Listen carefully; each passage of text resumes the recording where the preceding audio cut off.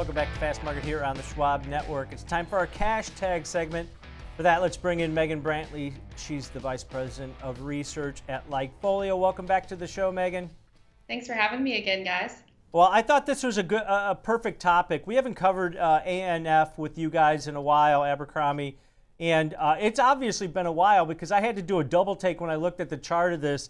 This stock was trading at $14 about a year and a half ago, Megan, and it is just spiked to the upside to record highs into this earnings.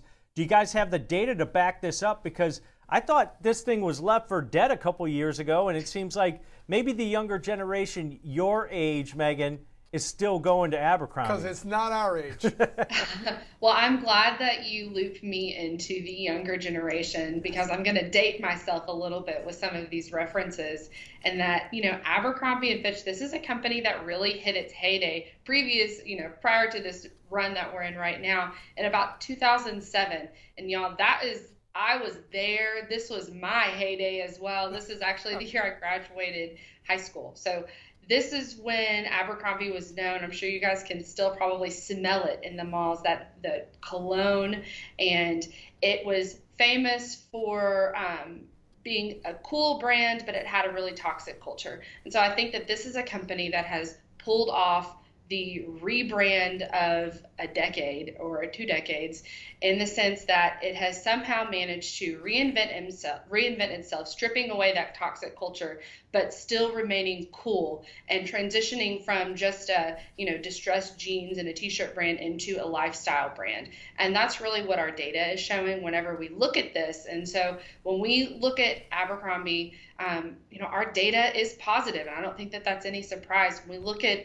just overall mention buzz, that brand buzz, we see it accelerating. On a 90-day moving average, the brand buzz is up by about 36% year over year. When we tighten that down to a 30-day moving average, which gives us a better sense of what guidance might look like, we see that up by about 41% year over year. So we see sequential improvement and even acceleration there whenever we consider that growth. Whenever we look at web traffic, I think this is really interesting because, Abercrombie and Fitch, it also has another brand underneath its umbrella, which is Hollister. And this is a brand that is showing some signs of growth, but hasn't really been gaining as much traction as the namesake Abercrombie brand. And this is the first time in our data that we've seen some traction on the Hollister front. That's when we look at web visits. You can see those mentions or those visits are up by about 33% year over year. So I think this could be a surprise that the market may not be expecting, is that traction in the Hollister brand, driving some additional momentum there. And then whenever we look at overall happiness levels, we see Abercrombie about 75% positive. It's in the middle of the pack whenever you compare it versus an Urban and an American Eagle. And really what's driving this happiness level for Urban Outfitters is its rental service, which is a conversation for another day. But it's impressive that Abercrombie and Fitch is able to maintain this high level of happiness, especially amid this rapid growth and expansion, and the fact that it's able to maintain these higher prices. We don't see as many discounting mentions whenever we look at a name like Abercrombie. So that just, I think, showcases some of the brand power that it's built over the last year or two. Megan, I'm pretty sure if we looked hard, there's pictures of you, Abercrombie and Fitch from head to toe, saying Roll Tide and Hollister stuff on. I bet you there's a whole album of that. Not me so much, although I have bought them for my children. But I remember those shops in the mall, Megan. Right, they smelled like cologne, half-naked dudes walking around, no clothes bigger than like a medium. Right, there was nothing larger than that. So these really didn't fit me and never will, frankly. But do you guys have any data on their new things? I see Social Tourist is one of their brands, and what is it, Jilly Hicks is one of their brands? Or is it still just a Hollister, which is still one of the legacy brands from them, right? Yeah, the main drivers when we look at mentions are Abercrombie and Fitch and Hollister. We are tracking Gilly Hicks and the new, the Social brand, and we do see some traction just in overall these lifestyle mentions. And I think that that's positive for the company, but whenever we're looking at overall growth drivers, at least for right now, Abercrombie and Hollister are leading the charge. It's nice to see some extra traction in Hollister because I think when you looked at brand growth last quarter, Abercrombie grew by about 30%. I think Hollister was about 11%. So Hollister has really been trailing. It's nice to see that it's starting to catch up. That could be really well received.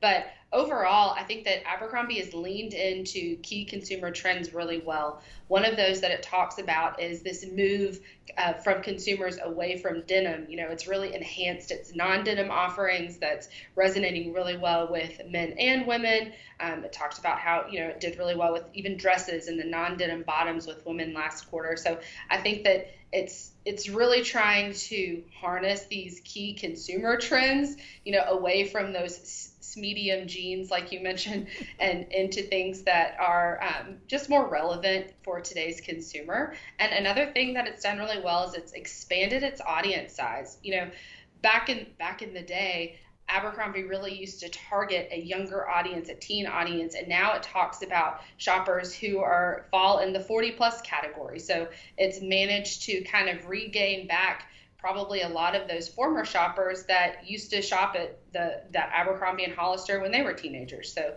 you talk about an expanded total audience, and I think that really is a way that Abercrombie is differentiating itself from potential other of these retailers that we look at whenever we compare it.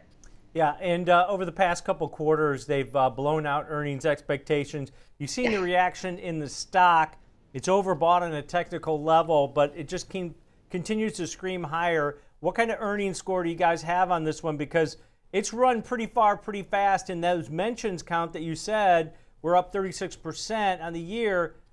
It's starting to look a little frothy here just from a technical basis. It really is. I think that one thing, though, that it's proven is that it's been able to really improve its margins. It's becoming more efficient. It's, you know, lowered its cost, and while still passing along a higher price tag to consumers and still retaining those high happiness levels. All of the metrics that I mentioned above, whenever we see acceleration and momentum, like the charts that we've looked at today, that tends to create a bullish signal on our end. Our score for Abercrombie is actually a 51. So this, just on a pure signal basis for us, shows bullish momentum, but it's certainly important to stay risk defined because the expectations are extremely high considering how high the stock has run of late. Yeah, definitely. If you just look at that one-year chart, it is crazy. All right, great stuff, great data as always, Megan. Appreciate it. Thanks, guys. All right, that's Megan Brantley, Vice President of Research at Likefolio. Pretty positive. She's a score of over 50, Kevin. Yeah, RSI is that's 80. tough to fade.